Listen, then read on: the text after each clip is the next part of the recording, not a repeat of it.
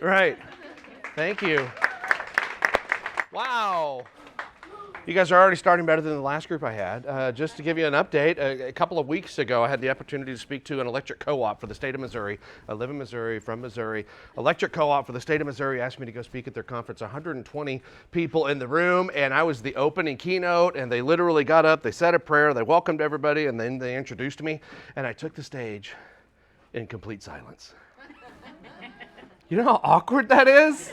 It's so awkward. File out of the room, and one by one, we're going to come in and you just find your seat in complete silence. It's so awkward. The first thing I said from the microphone is like, no, it's okay.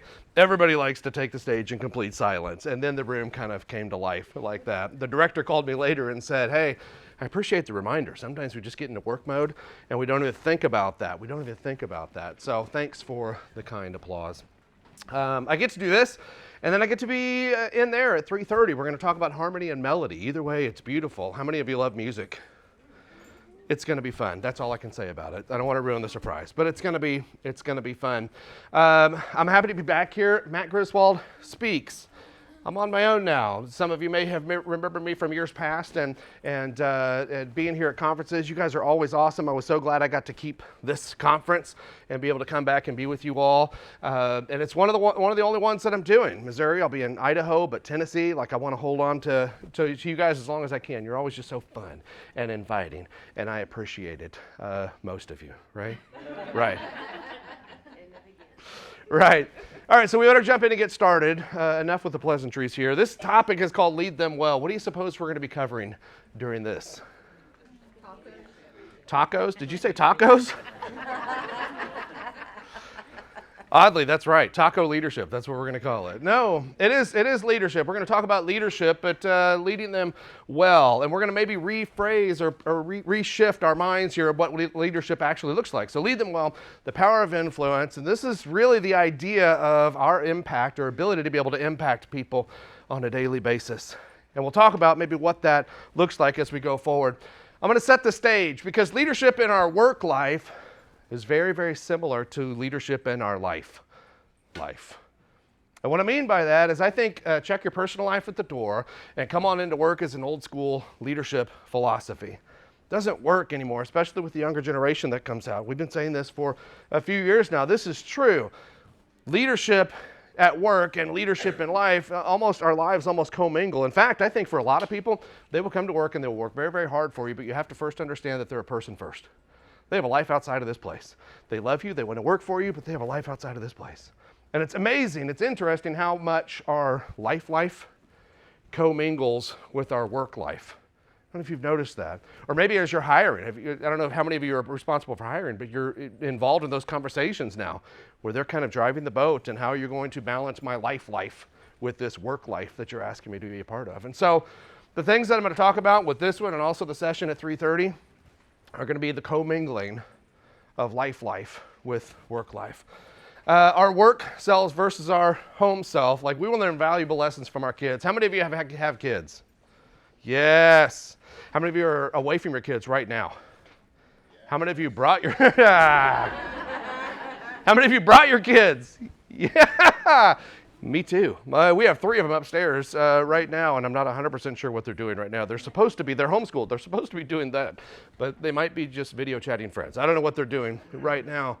But we learn lessons from our kids, and as much as we're teaching these valuable lessons to our kids, we're also learning lessons from our kids.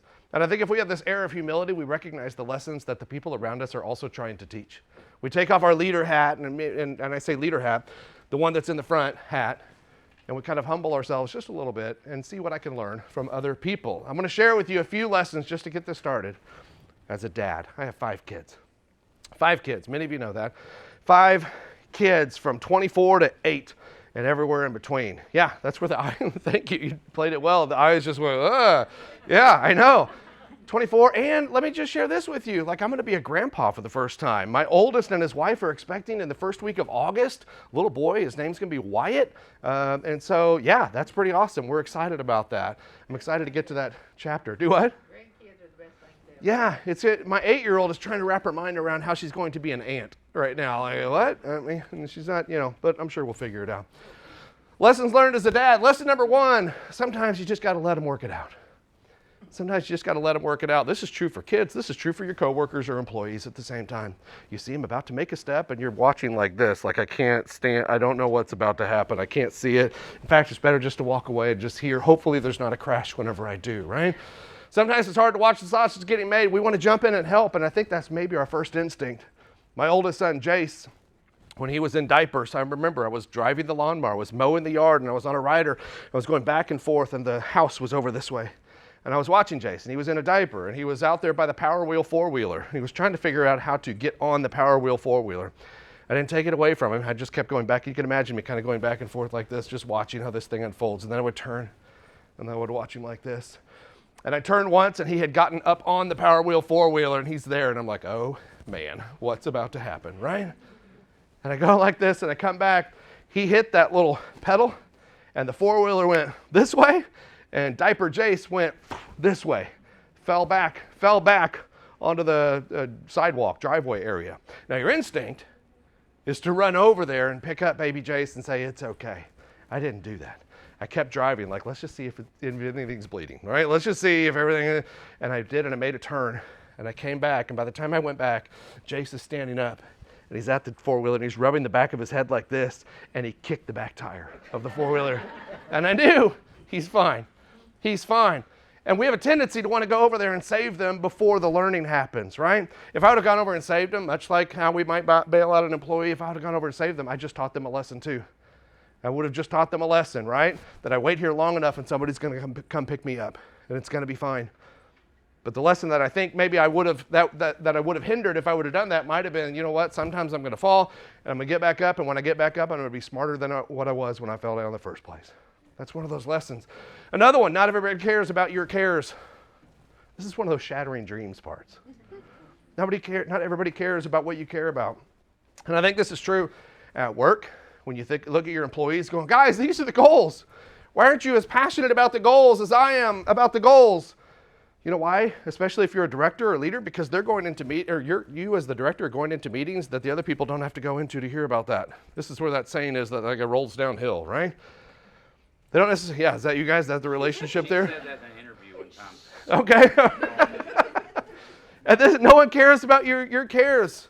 And I got this for my older two boys as well. Punt, pass, and kick competition. Just briefly, there's a punt, pass, and kick competition. They get one chance to throw the ball as far as they can, and it's got to be straight too. To kick it off a tee as far as they can, and it's got to be straight too. And then to punt the ball as far as they can. Jason, Caden. Caden is 6 years old at the time. Jace is 10 years old at the time. And they both won their district. I took them. They both won their district, right? So they get to go to the state competition. And if they do well enough in state, then they get to go to the next level, the regionals there. And we get there, and the first year, Caden won districts, and then Caden won state. He got the gold medal. Jace finished fourth, just outside of the medals. Caden's philosophy, I don't know if you have kids like this or employees like this, he took off his gold medal, tried to give it to Jace, and he's like, here, I'll just get another one, right? There's no problem, I'll get another one. Jace is like, I don't want your stinking medal, you know? All right, puts it back on. The next year, fast forward, punt, pass, and kick competition, they both won districts again. They go to the state. Jace finished fourth, right outside of the medals. Caden finished third because he got a bad kick. Caden's oblivious to this, right? He gets another medal, awesome. I'm a little upset. He got a bad kick, and my wife is going, just tell him good job. Don't even bring attention to it. He doesn't even notice. One's a gold medal, the other one's a bronze medal. We get into the van. To head home, and Caden's looking at his bronze medal that he had just won, and he goes, this one's different than last year. And I thought he opened the door, so I'm like, okay, let me educate my son. I said, you know why that's different? Because last year you won, you got a gold medal. This year you got third, that's a bronze medal. See, there's gold, silver, and bronze. And you got the bronze medal. I thought I had proven my point. And Caden goes, so I just need the silver one, and then I have one of all three, right? Wrong. We get gold medals in this family, son, right? That's how that.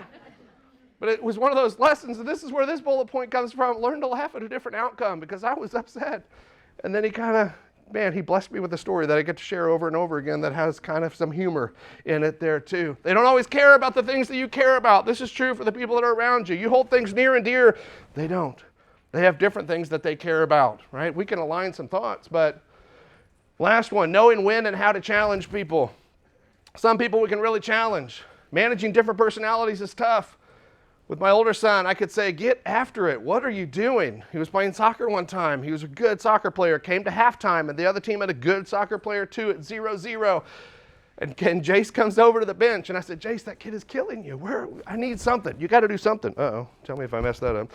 You got to do something. And he stood up from the bench at halftime, and I was his coach.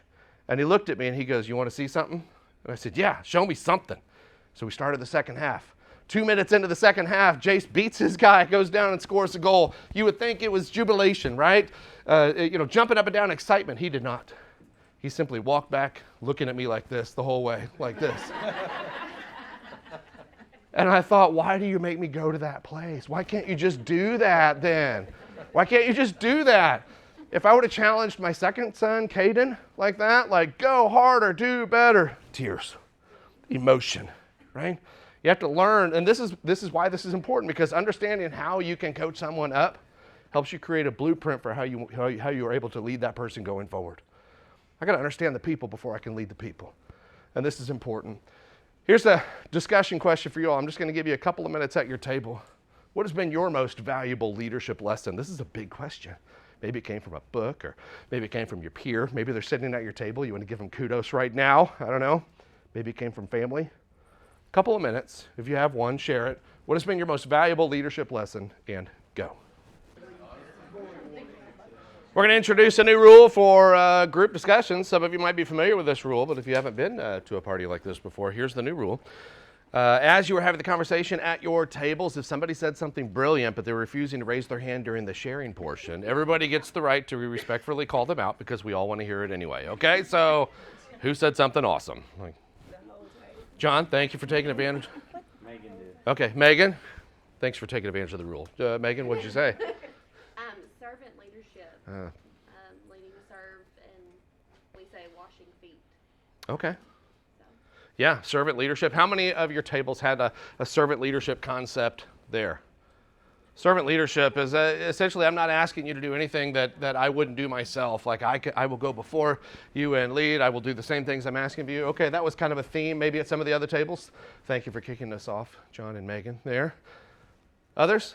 We'll just do another two. Yeah, thank you. Good job, Janine. Darren, what do you? I can't control your emotion, but I can help you with your engagement. Okay, say more about that, because I have a feeling that's all in the delivery. Listen, I can't control your emotion, so say more about that. You come in, you're having a bad day. I can't help that, but what I can do is say, how is this going to affect you throughout the rest of the day? And maybe we open up to your team and say, they're having a bad day. If they snap at you, it's not you, it's them. And that usually stops them because only you can choose your attitude. Mm-hmm. So you come in the door, we can say leave it at the door, they might not. But I can get in front of it and say they're having a bad day. So if they snap at you, talk to them. And usually by then they'll go, we'll get along or we won't. Okay, I got you. Yeah. And they'll either jump in and help or they won't. Yeah. That's that choose your tude. Some of you maybe have heard that before, that kind of idea there. I like the idea of transparency in leadership, and I don't think we use it enough. I will say this, if I can, dovetail off of that just a little bit. I like the idea of transparency and saying, listen, I'm having a bad day. What I don't necessarily, I want you to hear this, that is not a license for you to have a crappy attitude towards everybody else. Does that make sense? I understand people are going to have a bad day. You're going to have a bad day, right? But that doesn't mean we get to use that as this is my bad day card. Everybody just deal with it from here on out. Got it? You know what I mean? I don't think you're saying that. I won't put words in your mouth. I just didn't want anybody to hear that, so. Thank you. One more? Yeah, good. All three people have been volunteered, and you don't even know you've been volunteered yet, but somebody just pointed at the back of your head. Yeah, you. You said talk less and listen more. Just listen. People just want to be heard. Yeah. You'll get to the underlying problem if you just let them talk and keep trying to fix it. There's a certain amount of humility that goes with letting people talk, right? Especially if I feel like I have all the answers anyway. Why do I need to hear from you? Or if you just sit down and listen, I have the blueprint for you to get out of this. But there's a certain amount of humility from a leader that says, no. Tell me what you see. Tell me where you're coming from. I got to be misreading this because I'm thinking this and you're thinking this. I just want to see if we can't come together on this. I think that's also part of that humble leadership idea too. Thank you very much. Let's go forward. Here's the thing. You get to choose. You have the power of choice with this. We have an amazing opportunity to be able to impact other people's lives. And notice the second bullet point says this opportunity is not based on your status or title, because I know there's people in the room that are like, yep, one day I hope to be in a position of influence. One day I hope to have the manager title or the director title or the COO title, and then I can really make change around here and impress the people. It has nothing to do with your title. You're influencing people on a regular basis. That is true. This is something that's lost on us, and I think we often miss this. You probably don't know this, but you maybe have influenced other people around even your table so far. Clearly you have, because some of you said some brilliant things, and they said, yeah, talk to that person, right? We're influencing people. This is why they also say, if you get hired someplace, you're already interviewing this for the second position. You didn't even know it. Because you're influencing people on a regular basis. It's up to you how you'd like to handle the opportunity. You ever heard this? If you have kids, maybe you've said this. Take them to school and you kick them out of the car and you're like, you get in there and be a leader. You ever hear that? Get in there and be a leader. There's a problem with that. Oh, they're leading. Just depends on which direction. I want to introduce you to my son, Caden.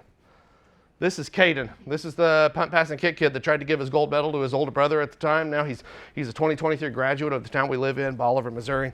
And he taught me a good lesson, my wife and I, a good lesson here. And I don't know if it was good at the time, but I think it's an interesting lesson now. Ever since he was in school, if you have school-age kids or you've gone through this process, ever since he was probably in like first grade, we started doing what they refer to as the parent-teacher conference. I know you're familiar with these if you have a student. And later years, you're like, oh man, I got to go to a parent-teacher conference. First of all, you go to your kid and you're like, spill it. What do I need to know now before I get in there? What am I about to hear? But when they're young and they're in first grade, you're like, this is so exciting. I'm going to go in and hear all the wonderful things my kid is doing. And we went to the parent-teacher conferences, and it started at about first grade, but it was the same message all through elementary school with Caden, even junior high, early high school with Caden. We would sit down with the teacher, and the first thing they would say is, before we get started, we just want you to know we love Caden. And when they're in first grade, you're like, thank you so much. That is so... And you're nudging your spouse. You're like, see, we're doing things right, right? But as you get older and you sit through some of these, you know what's coming next, right? We love Caden, right? In fact, Caden is a charmer. Which when they're young, that's awesome. As they get older, you're like, what do you mean by that? Because there's two ways that can go. Caden is smart. He's so smart. Caden is influential. Awesome. The problem is not always positively. And the message that we would hear, and this is really something that helped firm up this whole topic for me, is that the teacher would go, I know whether or not my day is going to be good or bad by the way Caden comes into class. Because he is influential. If Caden's having a good day, I'm going to have a good day as the teacher because the others will follow him. If Caden is having a bad day, the crappy attitude day, I know it's going to be a long day because the others are going to follow him. And the message was always the same. I just need Caden on my team. I just need Caden in this mindset all the time. That's what I need. And maybe you have that same experience with some kids of yours, or maybe you are envisioning employees or coworkers right now where this is a thing. This is a thing. And he knows I talk about him like this. By the way, I just got off the phone with him a little bit ago. But leadership is influence. Like, you don't have a choice with influence. You can't not lead. I can't say, for instance, like, listen, everybody, not going to be my finest moment. I'm not proud of it, so I'm going to apologize up front. And then you go right into ramming everybody, right? You're still influencing people. You don't get a pass on that. You do have a choice to lead positively or negatively. But the idea of choice might actually be an illusion. And I don't know how this will go in this part of the country here, but there was a really famous football coach named Nick Saban for the Roll Tide. Any Roll Tide? No? Okay. All right. Well, Nick Saban, he did this. He talked about this. And he talks about this illusion of choice, and I thought it was brilliant. And so I'd like to share this. We have an illusion of choice. We think that we can know. We are dictating everything. Not necessarily. Choice is an illusion. Nick Saban says you can choose to be bad at something. You could choose to be average at something. You could choose to be good at something. You could choose to be excellent at something, or you could choose to be elite at something. And of course, at the time that he said this, he was the coach at Alabama. Which ones do you think he was going for? The elites, right? We're after the elites. And the difference is, or the thing that I want you to recognize is, choosing to be bad at something is also a choice not to attempt to learn something else. You're making a choice. If you're saying, I'm choosing to be bad at something, I'm just not going to put time in, that was a choice. You're choosing to be bad by not dedicating more opportunity in this. If you're choosing to be elite at something, you're also choosing to sacrifice in other areas. And the way he frames this is we think we have so many choices. The reality is you have about 5 choices. You could choose to be one of those things. And then there's a series of other consequences and choices that go with that. And I want you to remember that, right? So if you're going, oh, I'm just average at that, or I'm just, this comes naturally to me. I don't know if it comes naturally to you if that's where you've put a lot of work in, right? And now it becomes naturally to you. We all have choices. Or how about Fred Flintstone? We get a lot of philosophy advice from Fred Flintstone. I heard this, a quote from the Flintstone movie, and I think it's great. Fred's talking to Wilma, and he goes, I'm not going to be a nobody all my life. One of these days, I'm going to be a somebody. I'm going to be a real somebody one of these days. And the quote struck me as kind of sad. Kind of sad. Because I think, unfortunately, some of us view ourselves as that. One day, I'm going to make it. One day, I'm going to climb that hill. One day, I'm going to climb that mountain. And then I'll be a somebody. And then, you know what happens once I become a somebody? Then I really get to influence people. Then I'll speak and other people will listen. Then I get to act and other people will pay attention. The reality is they're already doing that. They're already doing that. What does it look like then to lead well? Okay, so we understand there's a premise here. I'm supposed to lead people well. What does that mean? Leading people well is recognizing the impact that you have on those people around you and choosing to make that impact a positive impact, regardless of the situation. And I'll talk to you about that in just a moment. I coach a lot of youth basketball. I have a program called the Mo Grizzlies basketball. We have teams all ages, boys teams, girls teams, from all ages. And one of the things, I only coach the 4th grade boys, and I also coach the 7th grade boys, and I have other coaches and stuff like that that do the others. But this 4th grade group that I have is good. They're pretty good. And sometimes they know they're good, and then they get a little lazy because they're kind of good, right? So we went to practice, and this is a true story, and my wife said, you've got to use that story. And I thought, yeah, I think that's true. That's impactful. We went to practice one night late in the season, not too long ago, a couple of months ago. And we start with easy, some dribble drills and things like that. They're kind of kicking the ball around, but it's all funny. It's all funny. They're just getting a little complacent. Ha, ha, ha, look at that. And then we start doing partner passing drills. No big deal, no defense. We're just going back and forth, sliding up and down the court, passing the ball. Back and forth, back and forth. Well, they're dropping some passes, but it's hilarious. They're dropping passes. They're just having a good time. Well, they get back, and it's not uncommon for us to do push-ups for things like bad passes or missed a layup or dropped a pass or, things like that. So we get back, and they come back, and they had missed 2 passes the first time. They missed 2 passes the first time. Normally, it's two push-ups for each incident there, but this time, I had to turn it up because we were getting a little complacent. And I said, okay, you guys dropped 2. That's 20 push-ups. Those are worth 10 apiece. And they were like, what? And so they did 20. And then they got back on the line, and I said, okay, let's do it again. They go back, and they come back. They drop 3. How many push-ups is that? 30. And they're like, and by this time, they're getting done.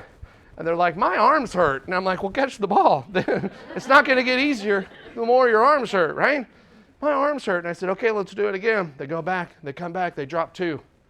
How many push-ups are we up to? 20. 70 total. We're 8 minutes into practice.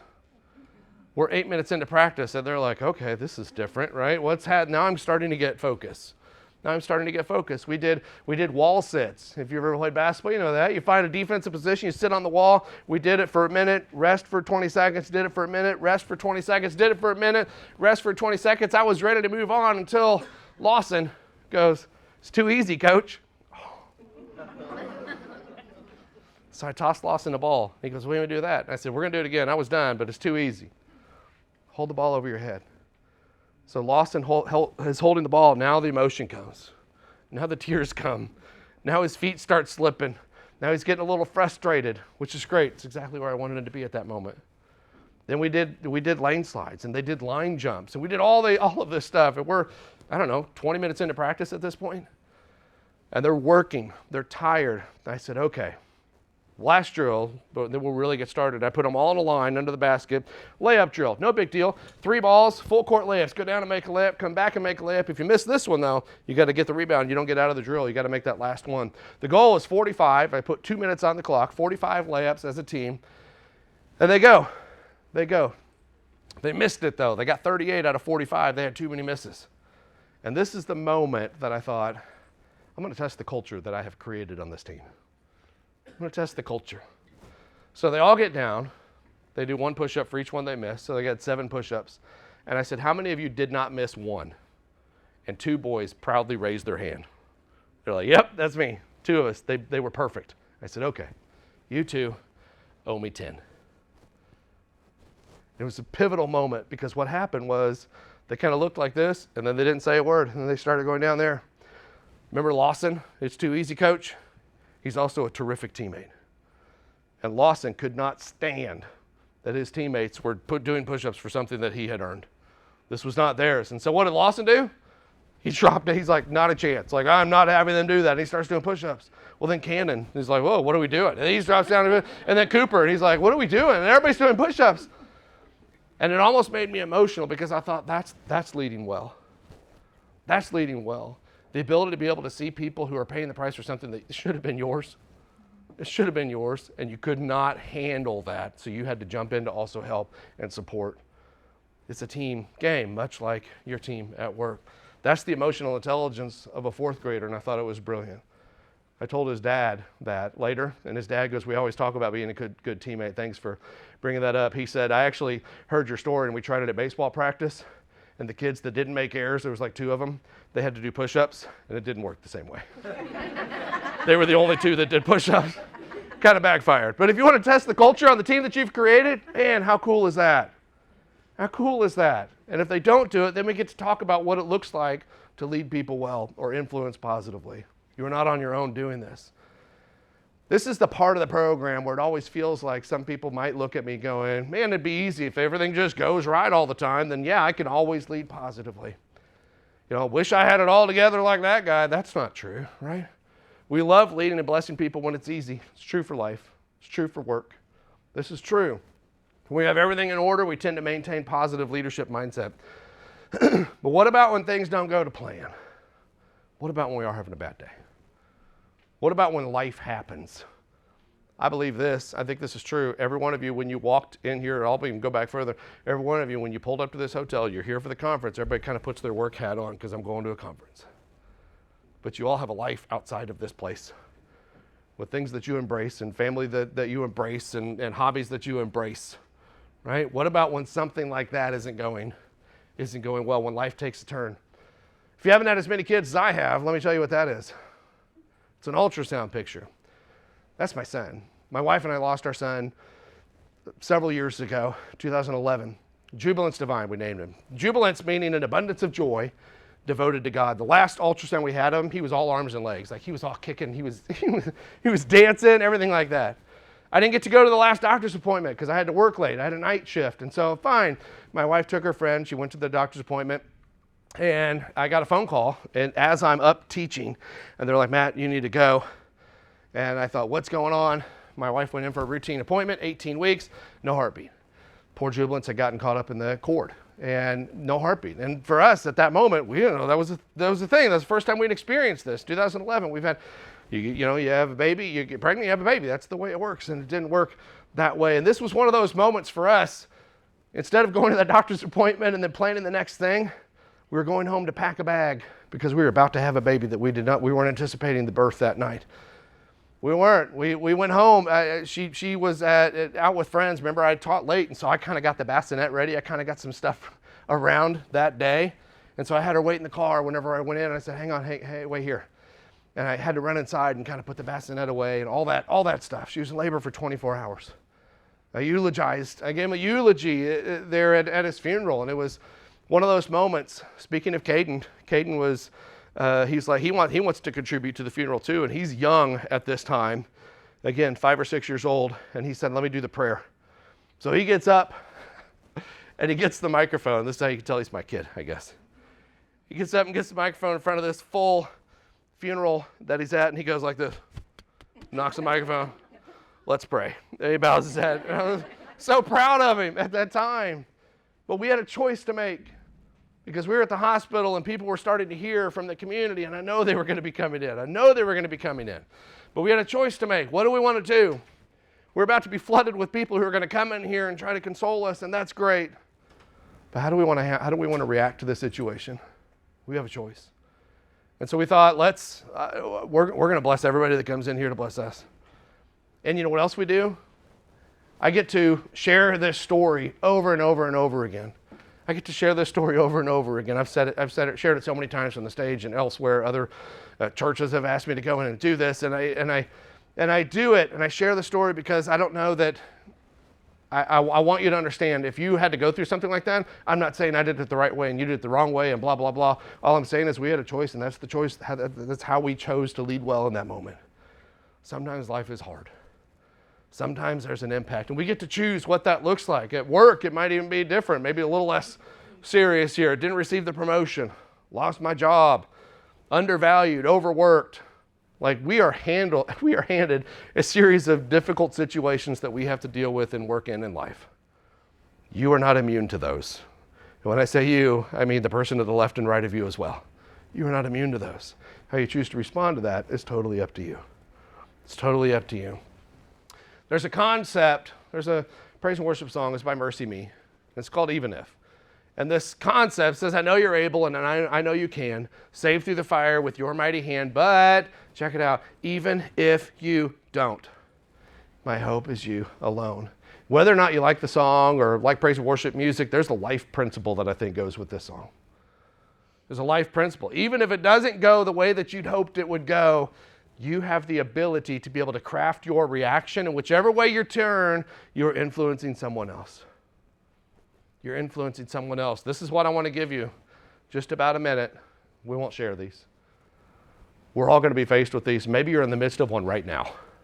Right? Maybe you're in the midst of one right now.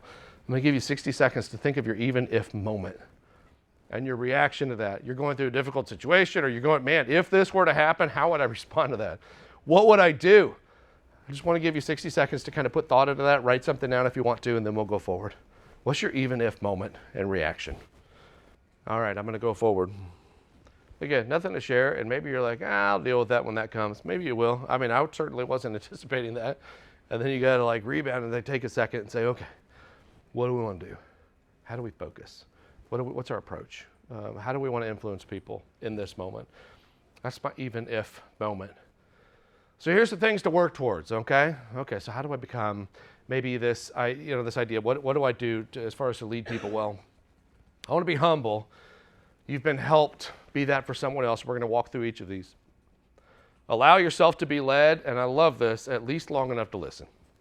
Sometimes we have a hard time doing that. Recognize your influence and then make necessary changes. The be humble part. Be humble. You've been helped. Be that for someone else. Recognize that. Did you know that people naturally follow humility in leadership? They naturally follow humble leaders. You probably also have this idea of where maybe you had to work for somebody who wasn't super humble, and then you worked for another one who was humble, and it was a night and day difference. Justin, are you? You're not supposed to make eye contact with him at that point, right? That's the. I just want to see what her eyes. Yeah, it's this be humble idea. Effective leadership requires little ego, and I think this is an interesting point. Notice it doesn't say no ego. None. Like I do think there's a little bit of ego that needs to go into it, because at some point somebody's got to say, okay, we've gathered all the information, we're making it, we're going forward, right? Gather all the information, this is the direction we're going, everybody. Somebody's got to decide that, and that requires just a little bit of ego. That's hard. To turn it up too much, you're probably doing the wrong thing there. Look for opportunities to ask good questions. Think of good questions to ask. That goes with that humility. Allowing yourself to be led at least long enough to listen goes hand in hand with the humility, but I love this thought. I think this is one of the quotes that you could take away. Being led well anticipates learning something new. Part of leading people well is the ability to be able to be led well at the same time. We'll talk more about that. Give credit where credit is due. And then recognize your influence. Make necessary changes. I want to recognize the influence that I'm having on people. Recognizing the impact that I'm having on people, and then I can dial that up or turn it down, or whatever I need to do, right? I can make the necessary changes once I recognize the impact. Sometimes we make hasty decisions.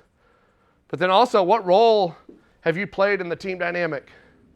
If you find yourself complaining about the culture or the people that you're working with or that you're surrounded by, I think a good first question is maybe understanding what role have I played in to create this, or what role am I playing to continue to allow that to happen?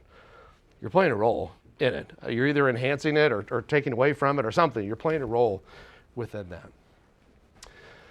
All right, so let's talk about impact. Okay, but why? What's the impact? Why do I care about doing this? I get it. Lead them well, positivity, blah, blah, blah. I understand. Okay.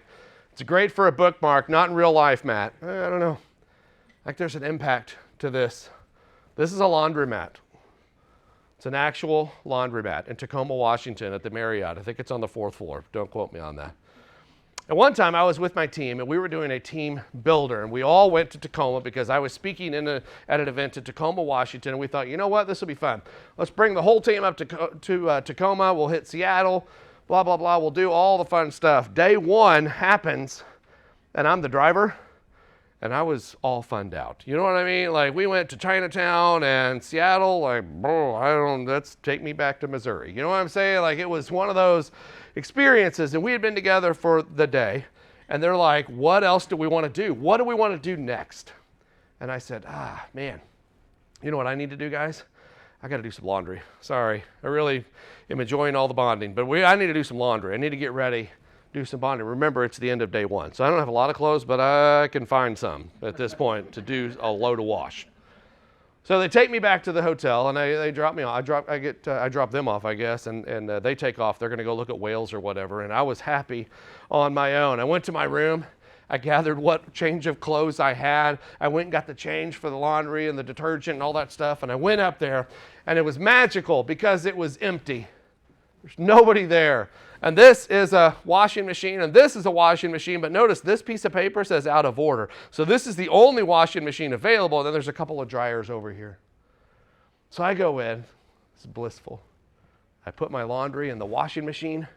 I start it, and then there's a bench over here. I took a picture of this after the story because I'm like, I'm totally going to tell people the story. This is amazing. I love it. And I sat on this bench as my laundry. The only thing you hear is the laundry. And what do you do when you just kind of check out? You just go to your phone, right? And I'm sitting on the bench and I'm just kind of scrolling, catching up on everybody else's life and all their business, you know, things like that. And I'm scrolling. And what happens is I just wanted me time. Like, this is where my mind was. I didn't want to talk to anybody. I was all funned out, like I was saying. I just needed a minute. And as I'm scrolling, an unexpected meeting happens. In walks Matt. That's right. Now there's 2 Matts in a laundromat in Marriott. His name was Matt. And I look up, as one might, and I see him walk in, and he's got a bag of clothes. And he assesses the situation. He sees one washer going and one washer with an out of order sign. Now, how many of you would have just like, turned around and walked out? Yeah, I'll come back later. He did not. He asked me a question. He goes, is there only one good washer? And I looked up and I said, yep, there's one washer. And I go back to my phone. Now, how many of you would have walked out? Yep, several of you. He did not. He said, so the other one's not working, it's just the one. And I said, yep, just the one. And I go back to scrolling. And he goes, how much longer do your clothes have? And I looked up, and I just put them in. I just put them in. 30 minutes or so, I'm guessing. He goes, okay. Now, again, most of you would have walked out. I clearly am not here for the conversation. I'm looking at my phone, not looking at you. He did not. And he keeps asking me questions, and he's asking me questions like I was trying to distract myself clearly, and he's going, so what are you doing in town? I was like, oh, man. Well, I'm speaking at a conference here in a couple of days, and I'm just hanging out until the conference, doing team builder, stuff like that. I go back to my phone, still not engaging, which sounds awful. It makes me sound like a horrible person, but you've been there, right? And so he goes, oh, okay. He did not leave. He goes, what are you speaking about at the conference? And I was like, okay. And it was that moment, I was like, we're doing this. And I shut my, I didn't say it, but I felt like, all right, let's just engage then, right? What do you want to talk, dude? And I said, well, which is funny, I'm having that inner monologue because my answer was like, well, I do positive leadership, motivation, inspiration, stuff like that. Big encourager. Right. So I do leadership and, organizational culture, stuff like that, motivation, inspiration. He goes, oh, man, that's cool. That's cool. And he goes, do you know these? He's asking me, like, do you listen to this podcast? Do you read this book? Have you watched this video? Do you know this author? I'm like, no, I don't. And here's a fun fact about me. I don't read much. Like, if there's a video about it, I'll watch the video. I'm not into, if I want to go to sleep, I'll open a book. You know what I'm saying? Like, I'll do that. But he's intrigued. He's intrigued. So now we're having a dialogue, which means it's my turn. What's my first obvious question to him? Yeah. Well, what are you doing here, right? Let me throw that back to you. And he goes, oh, I'm in the Air Force. I'm a pilot in the Air Force. We're here for maneuvers. Now I'm intrigued. I was like, really? You're a pilot in the Air Force? That's awesome. And now I have obvious questions. Like, have you ever been deployed anywhere? And he's like, yeah, I've been deployed several times. And he's like, but back to you. And he keeps going back to me. And he goes, have you ever heard this leadership concept? And he's asking me about this. And I'm like, yeah, blah, blah, blah, whatever. Back to you. And I said, here's my question. I don't know if I'm alone on this. Normally I am. But I wanted to know one thing from an Air Force pilot. I said, have you ever refueled a plane in midair? Isn't that intriguing? And he goes, yeah. And I was like, what's that like? And he goes, you slow it down to like 400 miles an hour or whatever, put gas in it. Anyway, back to you. And he throws it back to me. Asking me questions about this book or podcast or, all of those things. And I'm like, why is he so intrigued by, like, you're way cooler than I am. You have way cooler stories is what I'm thinking. I was intrigued by his story. I had obvious questions. I wanted to hear more, but he kept just turning it around to me. And then at one point, we've been doing this little song and dance. And at one point, this is what he said to me. He said, wow. He said, you are who I aspire to be one day. And it shook me. I was speechless. And if you know me well, I'm not speechless very often. But it shook me in a good way. See, what happened was I didn't feel like I was even deserving of the comment. I wasn't even who I wanted to be at that time. I wanted nothing to do with anybody at that moment. I just wanted to do laundry. I had lost the awesomeness of me, and I want you to understand, whenever I say I had lost the awesomeness of me, I'm not just talking about me. I think that's a truth for every single person. Whether it's in healthcare, you could put this in the healthcare. The new people are looking at the ones who have done this for a while going, dang, I wish I had their wisdom. I wish I had their know-how. I wish I had those workarounds that they've worked so hard, the processes that they've instilled. I wish I had that. And the older ones are looking at the younger ones going, I wish I had their energy. I wish I had their exuberance. I wish I had their new ideas. I wish I could send emails. I don't know. That's bad. That's a stereotype. But I think this is a truth for everybody. I had lost the awesomeness of what it was to be me, and this random guy in a hotel laundromat reminded me of what that looked like. His name is Matt DeRobertis. He's an Air Force pilot. I still am in contact with him. Notice it's now the laundromat's story because there's two Matts in a laundromat. But how cool is that? Something you need to be aware of. Leading well in that moment for me meant swallowing my pride. I had to be curious. I was curious about what Matt's story was. I wanted to show gratitude and appreciation, not initially, but once I found out and I was intrigued, I let myself go there, honoring my values. My number one value is I want to impact people in a positive way. That's what I want to do. I want to impact people in a positive way, doing whatever it is that I'm doing. Leading others well also means allowing yourself to be led. I'm glad Matt didn't give up and leave the room. Because what a cool reminder that I really, really needed at that time. And I've shared that story over and over and over again, and I think it's a truth for everybody in this room. No matter who you are, there's someone else that aspires to be exactly who you are and where you are. I think that is true for everybody. Do not lose the awesomeness of what it looks like to be you. I think we have a tendency to do that. Sometimes we just put the work hat on and it's like, here's the to-dos. We live the life in the to-dos instead of the impact the to-dos might have. Don't lose sight of the awesomeness that it is to be you. I'm going to leave you with this one as I wrap up. My grandma had Alzheimer's. She died with Alzheimer's. My mom has Alzheimer's now, and I'm watching it from a different lens, right? And one of the things that I remember of my grandma in the nursing home is she had Alzheimer's. This is when she was starting to be not very conversational. She was starting to not really engage in conversation, but she was always very kind. She would always smile. You would walk towards her, and knowing that she was my grandma, she did not know. She would smile and try to move her legs to get out of the way so I could pass. Like, no, I'm stopping here. And she would always kind. And one of the things, I remember two things. They were towards the end, when she was starting to lose this with Alzheimer's just a little bit, I knew that music was very powerful, which we're going to talk about in the next session. And you could put on Hey Good Looking by Hank Williams, and she was alive, right? I love that song. Still makes me think of her. And then the other thing that she would do is she would get magazines. We would give her magazines, like People Magazine and stuff like that. And she was not reading the articles. She was searching for the smile. She would flip the pages, and she would recognize people smiling, and it would make her smile. And she would point at it. And she would flip the pages again. No articles. I didn't care about anything else. I'm just looking for the smile. And I thought, dang, how impactful is that? How impactful is it? And you know why she was able to do that? Because she anticipated that there was going to be a smile, and she was proactively seeking the good. She was proactively seeking the good, and she anticipated it. Even if they don't see the good themselves, she was seeking to recognize what that might look like. And that's the only thing she was looking for. My advice is search for the smile. I think we tend to find the things that we're looking for, and it's not always good. Search for the smile. Despite the title, you are a leader. Lead them well. Thank you very much.